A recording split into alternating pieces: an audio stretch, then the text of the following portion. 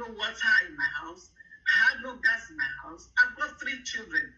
And we live between October till January. No water, no gas, no money, no friend. I was abandoned and rejected because my husband left.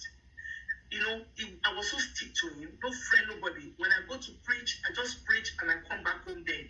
So when I got married, I detached from everything. But until one day, when the Lord told me that, encourage yourself, he took me back to the book of Joshua chapter 1, verse 7 to 9, that Joshua encouraged himself in the Lord. And that sound, that voice I heard, it was like something God loosed in me. And I said, what am I doing to myself? My happiness is not in the hand of anybody. It's in the hand of God, and I've got to work it out. I've got to face it. At that particular time when there was nothing for me, I became a beggar on the street. I begged on the street to feed my children.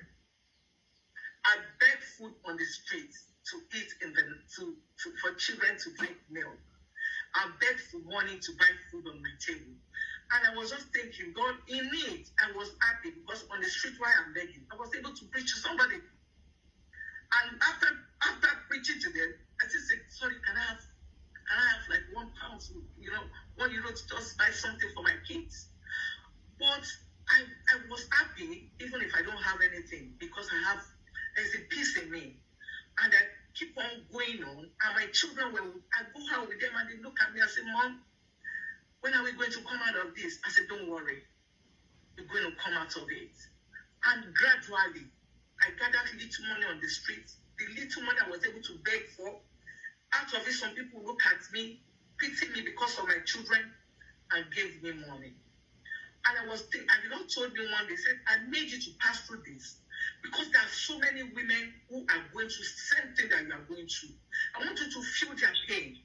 I want you to feel them. Some of them, it's not as if their husband left them. I have made you to feel what a married woman enjoys. I have made you to feel what the widowers, what they feel. And I've also made you to feel the pain of those children. He said, that is the ministry I'm giving unto you. And I look at it and say, Lord, this ministry you are giving unto me, how am I going to do it? He said, don't think about it, I will do it. So I got good job. I began to work. I paid all my rent, restore light back after 3 months, do a lot of things, and myself and the children in Europe will go outside, put some bowls on our head to go and fetch water on the street, to shower, to drink, and everything. And they were ashamed. And the Lord said, do you know how many people who are in that position that they don't even know the way out? I am bringing you out of it. When you come out of it, go and look for these people. Be a blessing to those women. Teach them how they can come out of it. So that gave back to my ministry. I'm just shorting it. I'm sure there's going to be a day that we'll meet. I will be able to talk much about it. It gave back to my ministry. I am working. I've never asked for any fund from anybody. And what I do, I'll work like 6 months in Europe. I'll go to Africa. I just look for a widow, get like a machine, maybe like something you can work with and feed the children. So gradually, I was establishing them gradually. And just to put a smile on somebody's table. And I told them, if you come out of it as well, help somebody. Help somebody. But I want us to know, my story comes out, I was able to also free myself finally from my ministry name said, shake off the dust. Shake off the dust doesn't just come that way. I heard it clearly. And the Lord said to me, he gave it to me in the book of Isaiah 52.